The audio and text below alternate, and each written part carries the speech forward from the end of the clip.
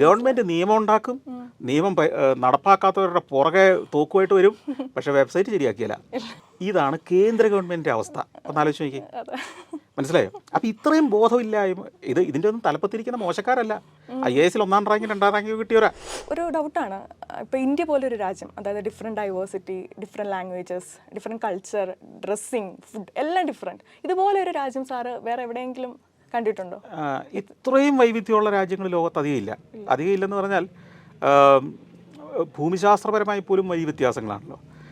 ഭക്ഷണത്തിൻ്റെ വൈവിധ്യം, ഓരോരുത്തരുടെ ഇഷ്ടങ്ങളുടെ വൈവിധ്യം, നമുക്ക് സിനിമകൾ പോലും കാണുന്നതിന് ഇഷ്ടവ്യത്യാസങ്ങളുണ്ട്.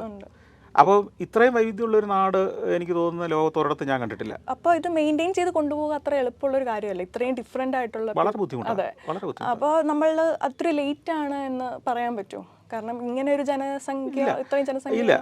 നമ്മളുടെ ഇന്ത്യയുടെ പ്രശ്നങ്ങൾ വെച്ച് താരതമ്യപ്പെടുത്തുമ്പോൾ അതിന് ഒരു പരിധിവരെ വിജയം തന്നെയാണ്.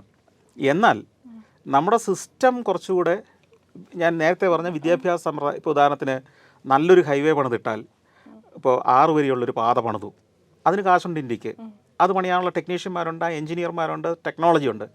എന്നാൽ ആ റോഡിലെ ആ വരയുടെ അർത്ഥം എന്തെന്ന് ഓടിക്കുന്ന ഒരു ഡ്രൈവർക്കും അറിയത്തില്ലെങ്കിൽ ആ ഇന്ത്യയിൽ എന്തോ ഒരു കുഴപ്പമില്ലേ?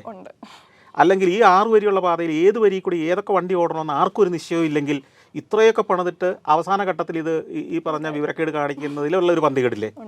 അതിനെ എനിക്ക് എതിർപ്പുണ്ട്. ഇന്ത്യയിൽ പലതും അങ്ങനെയാണ്. ഏറ്റവും മികച്ചുണ്ടാക്കാനുള്ള സംവിധാനങ്ങളെല്ലാം ഉണ്ടാക്കും, പക്ഷേ അതിനെ പ്രൊഫഷണലായിട്ട് അവതരിപ്പിക്കാനോ ലോകത്തിൻ്റെ ആദരവ് നേടുന്ന രീതിയിൽ പ്രസൻറ്റ് ചെയ്യാനോ അറിയില്ല. ഇപ്പോൾ ഇന്ത്യ ഗവൺമെൻറ് ഒരു വെബ്സൈറ്റ് നിങ്ങൾ കയറിപ്പോലും പലതും വർക്ക് ചെയ്യില്ല. ഇപ്പോൾ ഈ അടുത്ത കാലത്ത് ഗവൺമെൻറ് ഒരു നിയമം ഉണ്ടാക്കി, മാർച്ച് 1-ാം തീയതി മുതൽ എല്ലാ ടെലിവിഷൻ ചാനലുകളും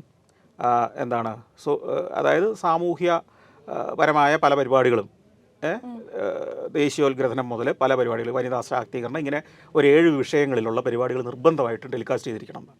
ഇത് ടെലികാസ്റ്റ് ചെയ്താൽ പോലെ അതിൻ്റെ schedule ministry of information and ബ്രോഡ്കാസ്റ്റിങ്ങിൻ്റെ വെബ്സൈറ്റിൽ അപ്ലോഡ് ചെയ്യുകയും വേണം. കൂടാതെ അതിൻ്റെ ലിങ്കും കൊടുക്കണം. എനിക്ക് മാർച്ച് 7-ാം തീയതി നോട്ടീസ് വന്നു, എന്തുകൊണ്ട് ഇതുവരെ ലിങ്ക് കൊടുത്തില്ല എന്ന് ചോദിച്ചു. മാർച്ച് 1-ാം തീയതി മുതൽ എൻ്റെ ഓഫീസിൽ 2 പേര് ഇതിൻ്റെ പുറകിലിരിക്കും, ഇതിനകത്ത് എൻ്റർ ചെയ്യാൻ. ഈ വെബ്സൈറ്റിനകത്ത് ഈ സാധനം കയറുകയില്ല. മനസ്സിലായില്ലേ? ഗവൺമെൻറ് നിയമം ഉണ്ടാക്കും, നിയമം നടപ്പാക്കാത്തവരുടെ പുറകെ തോക്കുമായിട്ട് വരും, പക്ഷേ വെബ്സൈറ്റ് ശരിയാക്കിയല്ല. അത് കഴിഞ്ഞ് 2 ആഴ്ച കഴിഞ്ഞപ്പം ഒരു ലെറ്റർ വന്നു, സോറി, ഞങ്ങൾ വെബ്സൈറ്റിൽ കുറേ പ്രശ്നങ്ങളുണ്ട്, അത് പരിഹരിച്ചിട്ടാണ്. ഇതാണ് കേന്ദ്ര ഗവൺമെൻറ്റിൻ്റെ അവസ്ഥ. ഒന്ന് ആലോചിച്ച് നോക്കി, മനസ്സിലായോ? അപ്പോൾ ഇത്രയും ബോധമില്ലായ്മ ഇതിൻ്റെ ഒന്നും തലപ്പത്തിരിക്കുന്ന മോശക്കാരല്ല. IAS 1ാം റാങ്ക് 2ാം റാങ്ക് കിട്ടിയവരാ. മനസ്സിലായില്ലേ? ഇതിൻ്റെ അണ്ടർ സെക്രട്ടറിയും ജോയിൻറ്റ് സെക്രട്ടറിയും ഒക്കെ IASകാരാ. അവരിങ്ങനെ ഒരു ഉത്തരവ് ഇറക്കുന്നതിന് മുമ്പ് വെബ്സൈറ്റ് റെഡിയാണോന്ന് ഓർക്കാനുള്ള ബോധമില്ലെങ്കിൽ ഇതാണ് നമ്മുടെ രാജ്യത്തുള്ള പ്രശ്നം.